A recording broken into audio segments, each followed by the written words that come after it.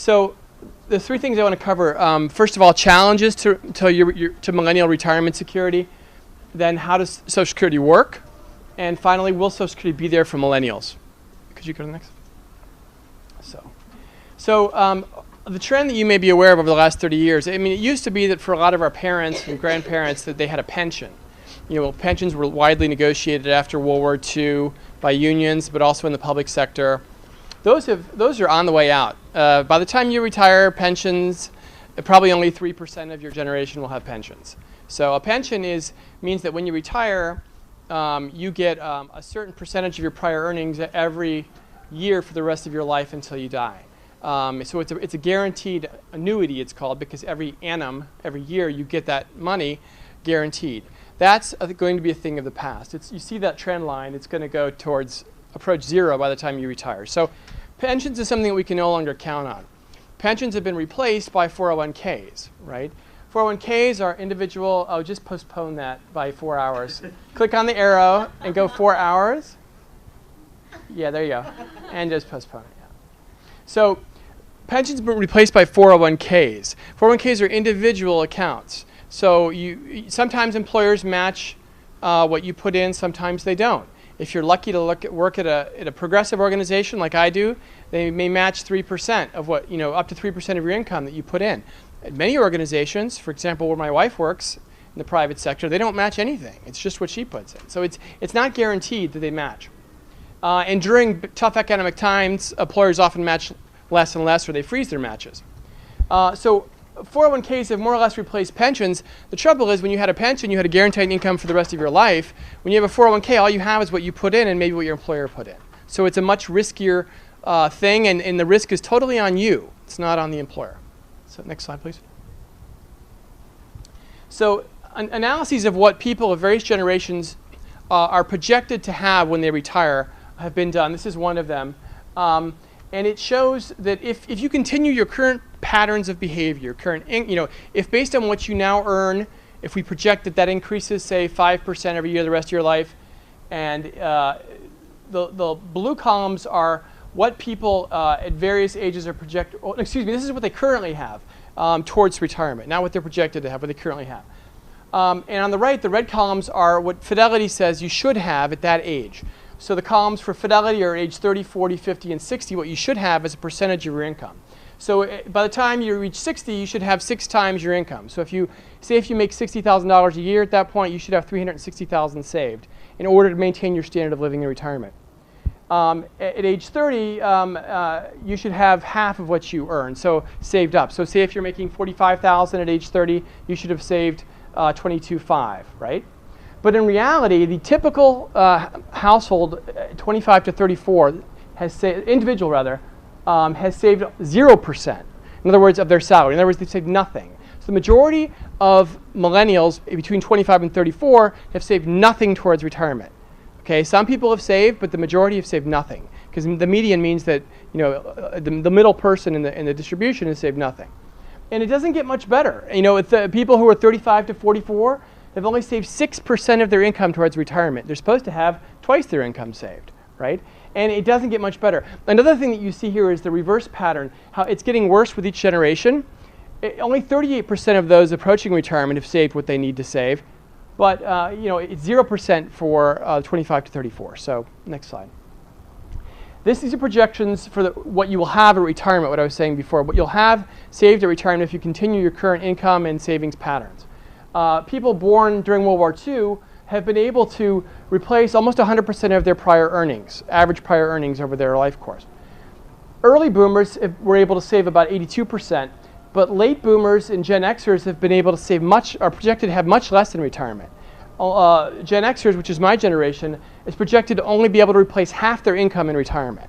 Okay, so if you had an average income during your career of $70,000, you're projected to have only $35,000 a year to live on from age 67 until 90 or whatever. So half of what you used to live on is what you'll have. Now you might have nursing home expenses, you might have medical expenses, which medical expenses are about $5,000 a year for retirees. You could have a lot of expenses. That's not much to live on. And if you look at that trend line, millennials are probably going to be even worse off, although we don't have enough data yet to project that. Next slide. No, it's not all about no, but I want you to be realistic about the way things look right now. Now there's student loan debt, right, which has increased 380% since 2003. So we have, you all know this. So now we say you don't have a pension anymore. You're supposed to save on your own through your 401k and IRA. Oh, but you're going to graduate with $50,000 of debt, right? So you can start saving for retirement once you've paid that off when you're 50, right? So you don't even have that many years to save for retirement because of this. So next one. So Social Security will likely provide most of your retirement income. Today, Social Security provides virtually all income for a third of retirees and over half of the income for 2/3 of retirees. But because millennials are likely to be much worse off in terms of pensions and other savings, those numbers are probably even going to be more so, that probably 3/4 of you will rely on it for half or more of your, or for virtually all of your income, and virtually all of you will, well, it'll be a lot worse off, let's put it that way. Next slide. So how does Social Security work? Social Security is going to probably be what is the bulk of your retirement income, so you should understand how it works, right? How is it funded? Do any of you know how it's funded? Payroll taxes. Right. So payroll taxes. How is that different from the rest of the budget? How is the rest of the budget funded? Right? Regular taxes. Exactly. Right. So income taxes, corporate income taxes, personal income taxes, excise taxes, customs duties, everything else, right? So in one pot of, you have one pot of money which is payroll taxes and another pot of money which is all other taxes, right? The rest of the budget, defense spending, education spending, everything else, foreign aid, is all funded from all these other taxes. That's one, so that's the right half of the room. On the left half of the room you have payroll taxes which fund Social Security, okay? They're separate pools of money, right? So what percentage of the budget do you think, what percentage of federal spending, of the federal budget, do you think Social Security makes up? Take a guess today. Have a ringer do it.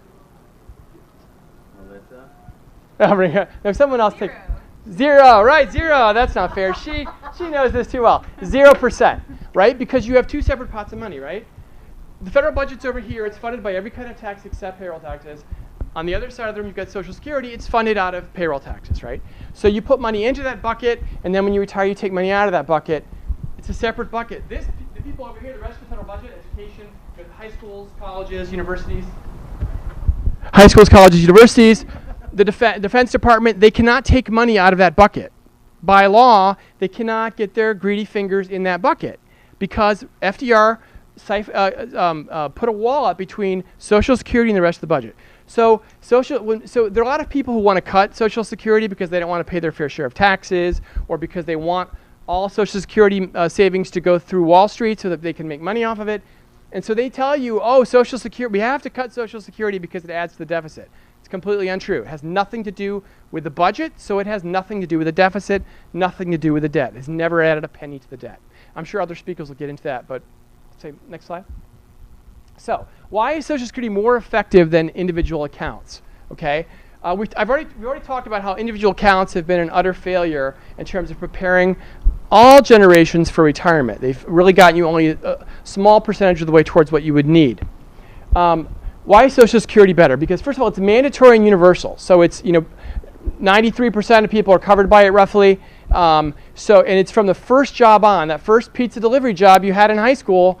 You were paying Social Security payroll taxes out of your paycheck. So rather than waiting till you're 50 to start to pay in, when you can afford to, you're paying in all the time, automatically from age 18 on, and you don't even think about it. Okay? And granted, you may not be working now in college. I know some of you are, some of you aren't. But even if you don't start working until you're 23 or 21 or whatever, you're going to pay from that age till retirement. Whereas a lot of people don't start putting money to their 401k or IRA until they're in their 40s. So that's a huge advantage. There's no leakage. With 401ks, every time you change jobs, you have the opportunity to cash out that 401k, to go take a vacation, to put the money towards a house, to buy your wife's wedding ring. Believe me, that was tempting for me. I got married a couple years ago, and it would have been tempting to, get one more diamond in that ring with that by cashing in a 401k. But it's a stupid thing to do. But with Social Security, you don't even face that choice, right? You can't do it. So it never leaks out. It pools risk. So all the money goes into the trust fund and it's invested in treasury bonds. So it's not like, I'm there at my computer at 11 at night, exhausted from a day of work, trying to outsmart financial investors on Wall Street and outperform the market. That's a loser's game. It used to be 30 years ago, maybe you had a chance of doing that if you educated yourself. But now it's so professionalized with computers driving trading and so forth. As an individual, we all have very little chance of outsmarting the market. And so with Social Security, you don't have to worry about that. Not to mention timing risk and all the rest. No one's taking 30% fees out of the money that you're putting into Social Security, right? 401k plans and IRAs, the management fees on those plans are up to 30% of what you put in. It's a huge cost that you don't have with Social Security. Social Security's administrative expenses are less than 1%, so there's none of that leakage. And it's guaranteed lifetime security for you, not just in retirement, but if you have a bad accident at age 30, you get hit by a bus and you have a wife and 2 kids, they are taken care of until the kids are 18, until when she turns 65, she would get your pension. Whereas if you have a 401k that has $12,000 in it when you're 30 years old and you get hit by a bus, that they have $12,000 to live on the rest of their life, right? So Social Security is more intelligent. It's a more intelligent way to insure against the kind of risks that we all face. Next slide. So will it be there for millennials? Let me give you some facts on financing of Social Security, because you've heard a lot of scare talk, right? Over the next 20 years, Social Security is 100% funded. It's got enough money in that bucket there to pay everyone's benefits for 20 years. Over the next 25 years, it's 96% funded. Over the next 50 years, it's 88% funded. Over the next 75 years, it's 84% funded. So it's a small shortfall over the next 75 years. We have to put 16% more into that bucket to make sure it's there for us when millennials retire, or the generation that follows millennials. That's not that hard to do. If we raise right now people pay payroll taxes only on their first $117,000 of income. If you scrap the cap, we would solve that problem. Next slide. So essentially, Social Security will be there if millennials pay attention to this debate and fight for it. It's a political choice. We have an increasing polarization of our political system now where a few very wealthy people control Congress to a large extent, right? And they've funded a massive campaign to make people believe that we have to cut Social Security. But it's a political choice. The program's there now. It will continue to be there unless it gets eliminated or cut back or privatized. So it's a political question whether it will be there. It's not a financial question because the money is there.